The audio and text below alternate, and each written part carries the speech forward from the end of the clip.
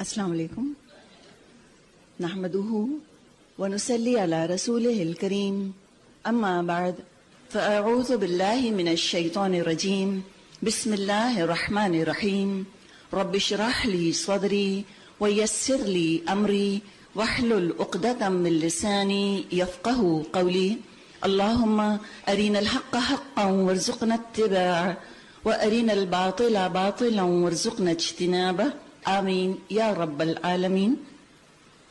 الحمدللہ ہم سورہ نساء کا ترجمہ اور مختصر تفسیر کر رہے ہیں۔ سورہ نساء جو مضامین اس میں آ رہے ہیں ذرا سا ان کا جائزہ ہم لے لیں۔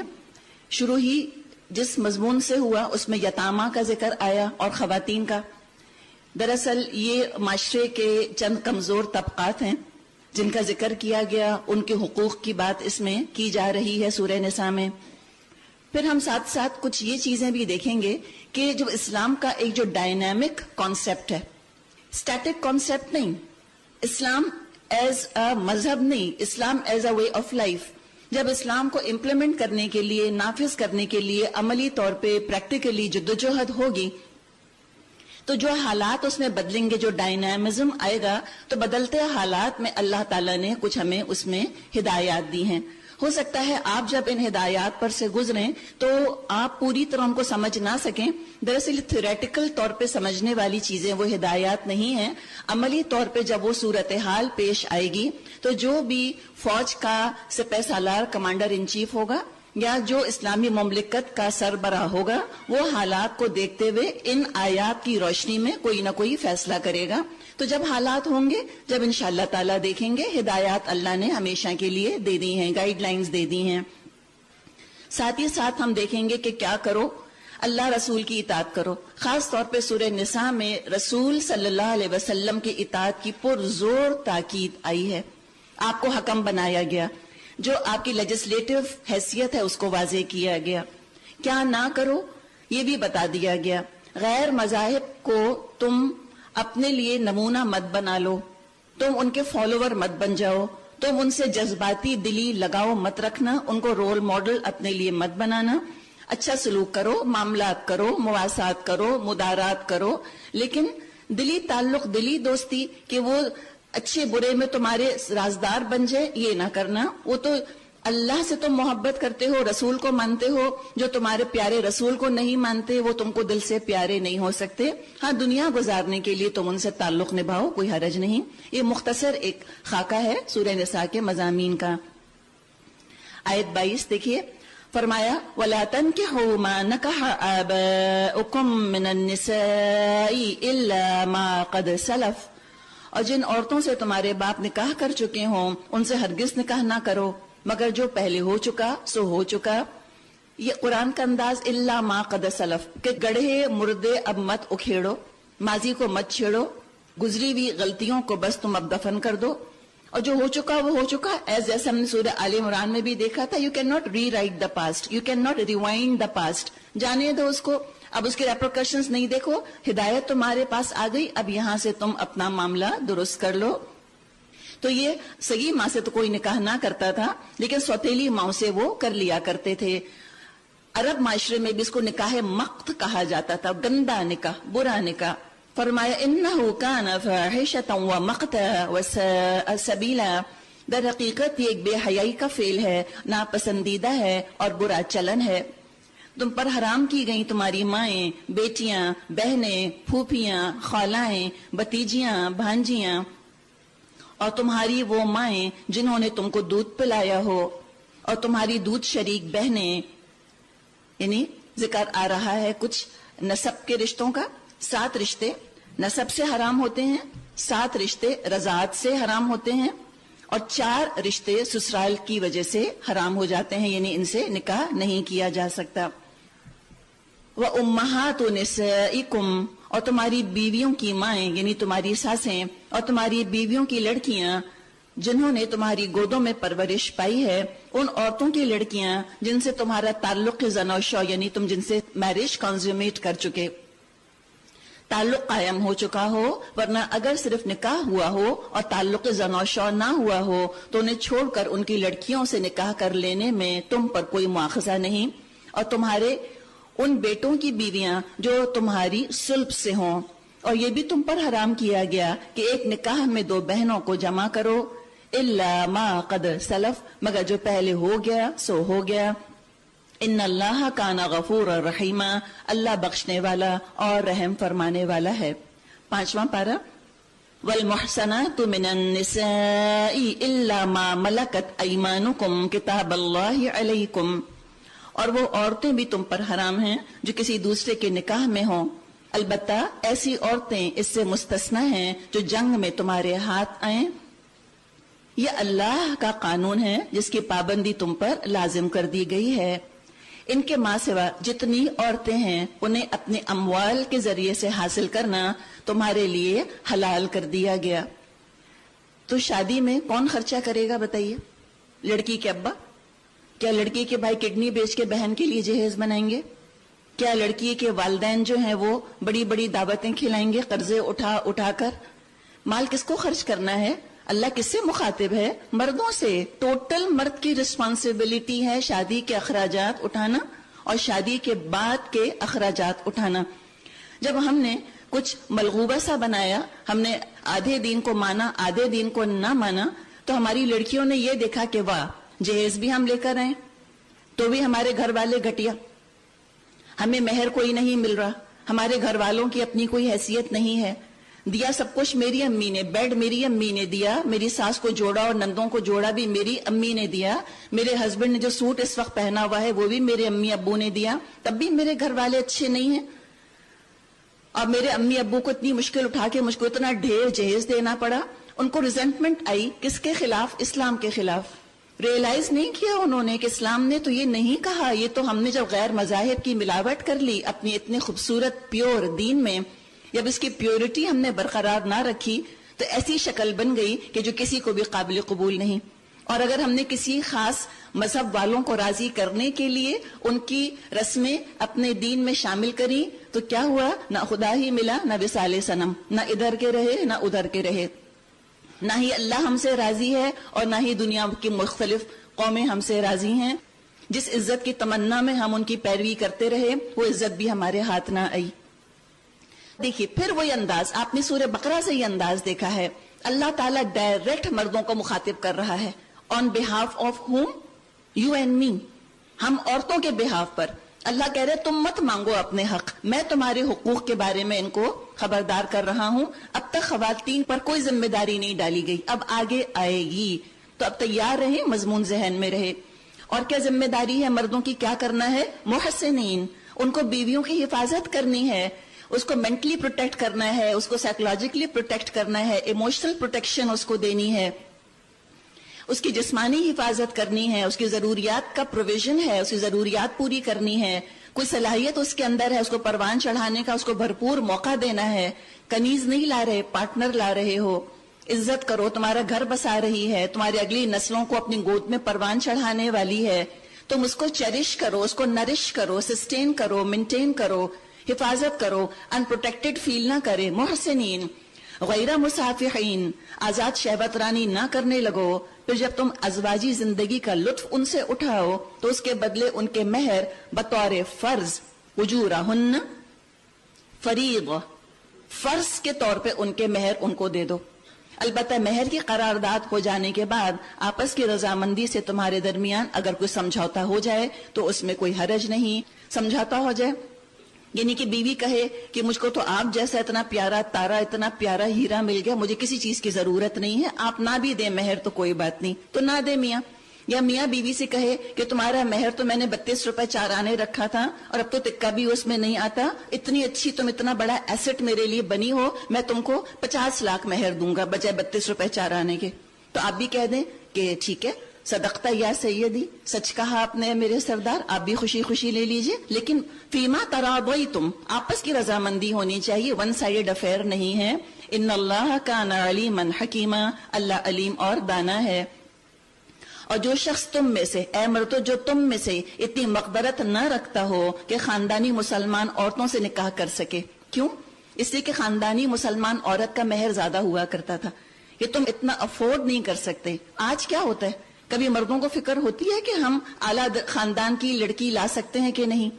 نہیں، لڑکی کے گھر والوں کو فکر ہوتی ہے کہ ہم اتنا جہیز دے سکتے ہیں کہ نہیں.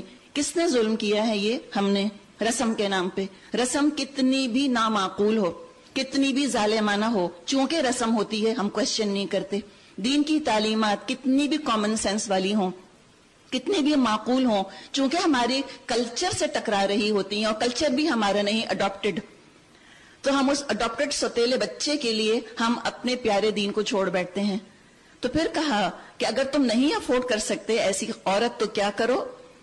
وَمِمَّا مَلَكَتْ أَيْمَانُكُمْ مِنْ فَتَيَاتِكُمُ الْمُؤْمِنَاتِ، تو اس کو چاہیے کہ تمہاری ان لونڈیوں میں سے کسی کے ساتھ نکاح کر لے جو تمہارے قبضے میں ہوں اور مومنہ ہوں. اللہ تمہارے ایمانوں کا حال خوب جانتا ہے، تم سب ایک ہی گروہ کے لوگ ہو، لہٰذا ان کے سرپرستوں کی اجازت سے ان کے ساتھ نکاح کر لو اور معروف طریقے سے ان کے مہر ادا کرو تاکہ وہ حصار نکاح میں محفوظ محسنات ہو کر رہیں، آزاد شہوت رانی نہ کرتی پھریں اور نہ چوری چھپے آشنائیاں کریں.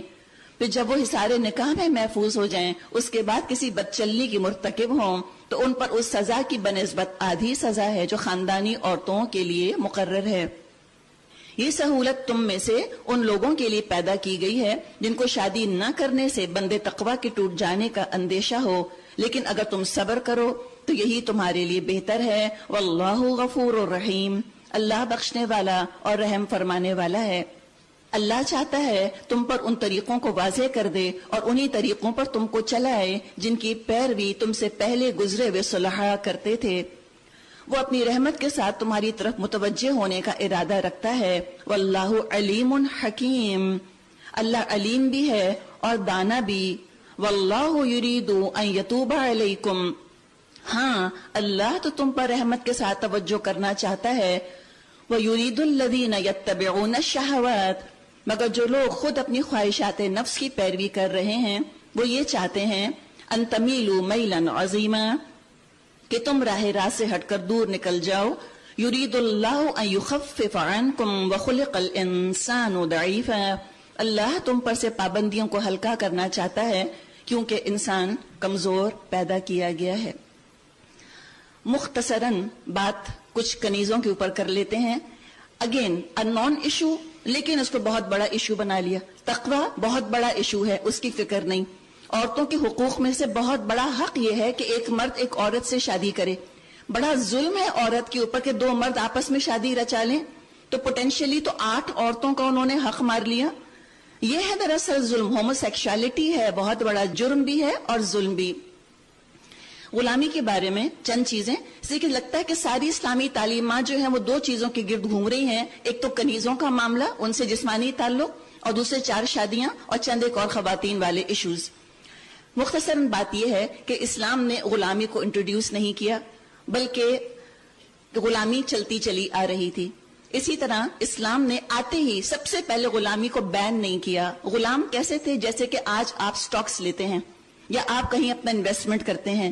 اگر اس طرح ایک دم سے ان کو لبریٹ کر دیا جاتا تو ایک تو لوگوں پر ظلم ہوتا جنہوں نے کہ اپنا انویسٹمنٹ کیا تھا اس کے اندر، دوسرے کبھی مین سٹریم سوسائٹی میں وہ ایبزارب بھی نہ ہو سکتے. 1865 میں امریکہ میں قانون بن گیا تھا، غلامی سلیوری ابالش کر دی گئی تھی، لیکن کاغذ کا لکھا دلوں پہ نہیں لکھا جاتا، اس کو عمل میں آتے آتے وقت لگتا ہے. تو کیا کیا اسلام نے؟ اسلام نے غلامی کو لکویڈیٹ کیا.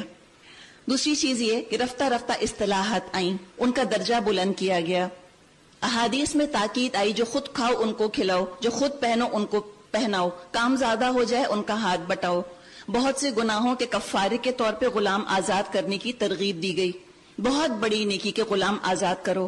زکوٰۃ کے استعمالات میں سے ایک کیٹیگری ہے غلاموں کو آزاد کرنا. پہ مکاتبت کا بھی حکم آیا ہے، یعنی کہ غلام اگر چاہتا ہے تو وہ کچھ کمائی سے اپنے مالک کو راضی کر لے اور اپنی آزادی خرید لے. اس کے لیے بھی زکوٰۃ میں سے پیسے دینے کا حکم دیا گیا ہے. پھر ایک قدم اور آگے بڑھایا، کنیزوں سے نکاح کی اجازت دے دی گئی. امیجن کریں کہ آپ کے گھر میں جو میڈز ہیں وہ کنیزیں نہیں ہیں، اپنے بیٹے کی شادی آپ کریں گی؟ اس سے ہیں اتنی براڈ مائنڈڈ؟ کریں گی؟ اور وہ تو اس سے بھی نیچے درجہ ہوتا تھا. ہماری میڈز جو کام کرتی ہیں وہ کنیزیں نہیں ہیں. آج دنیا میں کنیزوں کا یا غلامی کا وجود ہے ہی نہیں.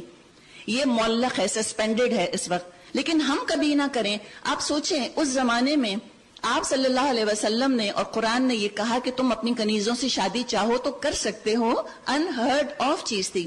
ایسی ان کی سوشل اپلفٹ کی گئی ہے. اور ایک طرح سے آپ یہ دیکھیے کہ جو غلام ہوتے تھے یہ ایکچولی جنگی قیدی ہوتے تھے.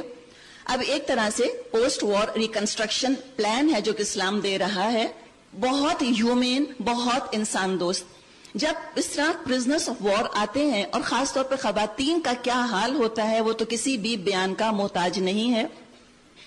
بہت بڑا احسان اسلام نے کیا کہ کنسنٹریشن کیمپس میں ان کو نہیں بھرا، ایک عورت کو کئی مردوں کے رحم و کرم پہ نہیں چھوڑ دیا. کیا کیا کہ بلکہ ان کو اسلامی معاشرے کا مین سٹریم سوسائٹی کا حصہ بنا دیا. اس طرح ان کو گھروں کے اندر ڈسٹریبیوٹ کر دیا کہ وہ ریہیبلیٹیٹ ہو جائیں کسی طرح سے. اس سے اچھا کسی کے پاس اگر پلان ہے تو وہ بتائے. بڑے بڑے تھنک ٹینکس آ کے بتائیں کہ ان پرزنرز آف وار کے ساتھ کیا کرنا چاہیے. تاریخ گواہ ہے کہ بدر کے قیدیوں کو مسلمانوں پہ جب آپ نے تقسیم فرمایا، آپ صلی اللہ علیہ وسلم نے اچھے سلوک کی تاکید کی. مسلمانوں نے خود کھجوریں کھائیں جو کہ کمتر درجے کی غذا تھی، اور قیدیوں کو روٹیاں کھلائیں. خاص طور پہ یہ جو پوائنٹ آتا ہے کنیزوں کے ساتھ جسمانی تعلق قائم کرنے کا، ایک تو یہ ہوتا تھا کہ گورنمنٹ کنیز کسی کو دے دیا کرتی تھی کانٹریکٹ کی طرح. نکاح بھی کیا ہوتا ہے، ولی جو ہے وہ اپنی جو اس کے پاس جو اس کی بیٹی یا اس کی بہن، اس کے خاندان کی خاتون یا کوئی اور خاتون ہوتی ہے تو ولی شوہر کے سپورٹ کرتا ہے. شادی بھی کانٹریکٹ ہے. اسی طرح کانٹریکٹ ہے، یہ بالکل لیگل تھا جیسے کہ شادی لیگل ہے.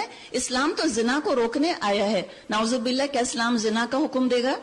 تو اس طرح ایک کانٹریکٹ ہوتا تھا، اور جس کی وہ ملکیت میں ہوتی تھی کنیز، وہ چاہے تو جسمانی تعلق قائم کر سکتا تھا. اولاد جو ہوتی تھی لیگل ہوتی تھی، باپ کا نام ہوا کرتا تھا. اگر مالک مر جائے تو جس کنیز کے ہاں بیٹا یا اولاد ہو چکی ہوتی تھی وہ ام الولد کہلاتی تھی، اور وہ خود بخود آزاد ہو جاتی تھی مالک کے مرنے کے بعد. اگر کسی کنیز کو اپنا مالک پسند نہیں تو مکاتبت کر کے اپنی آزادی خرید سکتی تھی، یہ بھی اجازت تھی.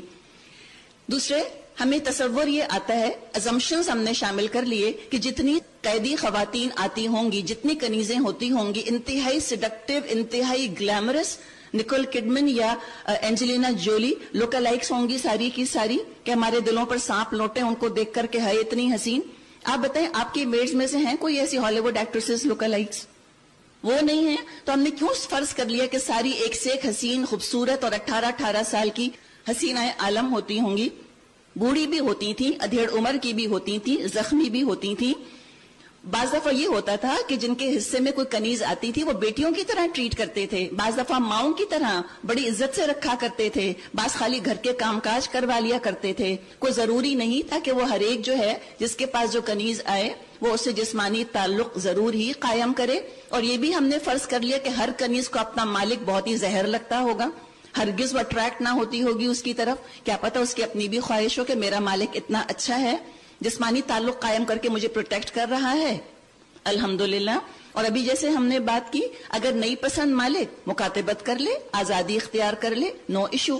کہیں ہم اس طرح کی غلامی نہ سمجھیں جو افریقہ سے جانوروں کی طرح زنجیروں میں ڈال ڈال کے اور قیدیوں کو لایا جاتا تھا اور اس طرح ان کو بیچا جاتا تھا. یہ اسلام کا طریقہ نہیں. کتنے ہی غلام ایسے ہیں کہ جن کی اولادیں سپہ سالار بنی، بادشاہ بنی، عالم بنی. ہندوستان میں خاندان غلامہ کی بنیاد ڈالی گئی. ترکی میں مملوکس، وہ بھی کیا تھے؟ مملوک، غلام. تو سود کی طرح ابالش نہیں کیا گیا، جیسے ابھی ہم نے بات کی، لکویڈیٹ کیا.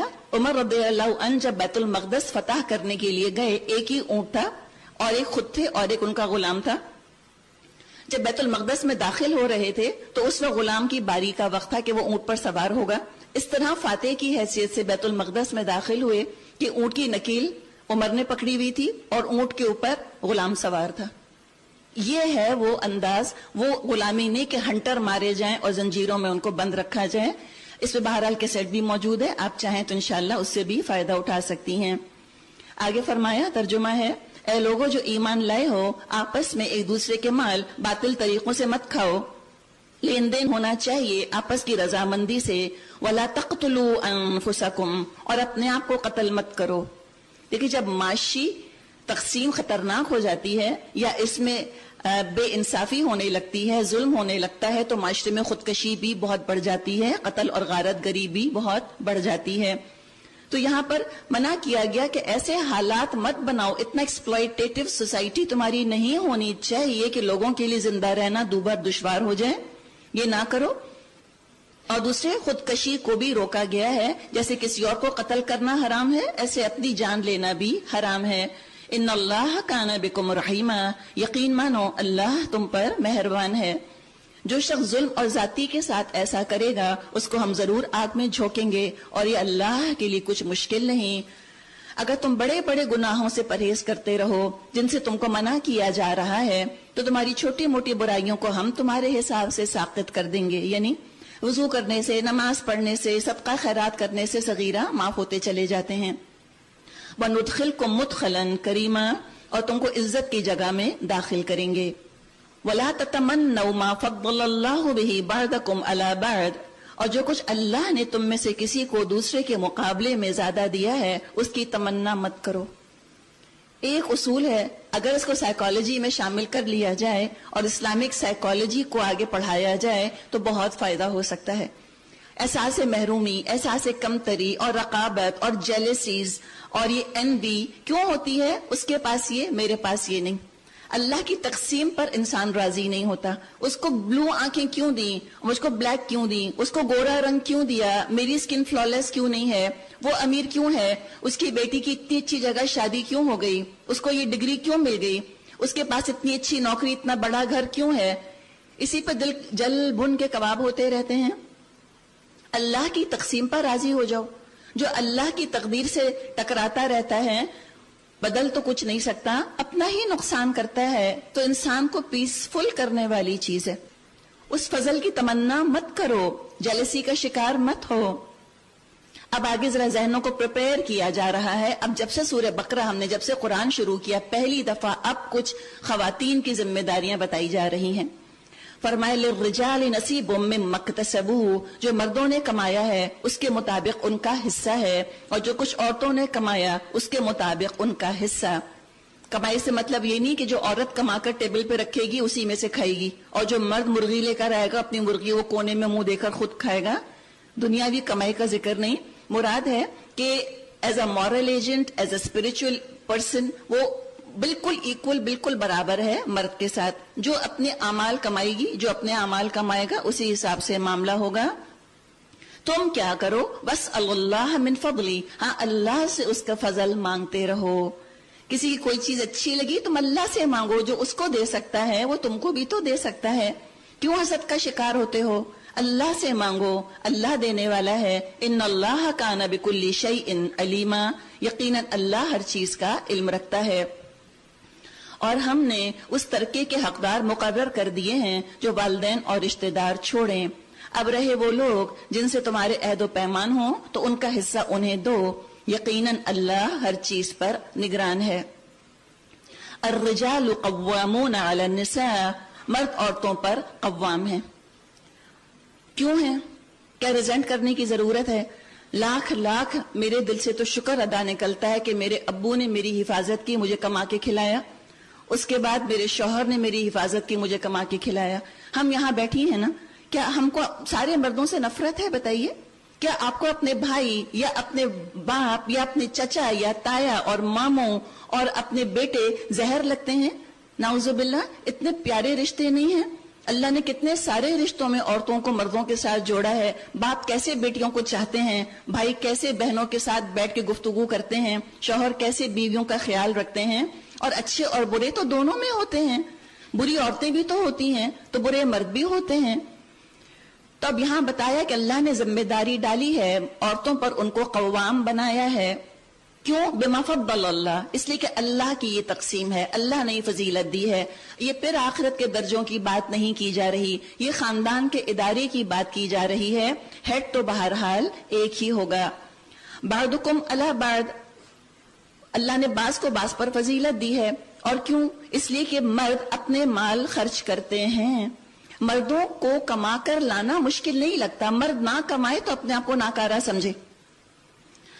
اور کبھی مرد عام طور پہ اچھے مرد جو ہوتے ہیں وہ احسان نہیں جتاتے، خاموشی سے فرما برداری سے تنخواہ لا کر بیوی کے ہاتھ پہ رکھ دیتے ہیں. وہ شہزادیوں کی طرح خرچ کرتی ہیں جہاں ان کا جی چاہے.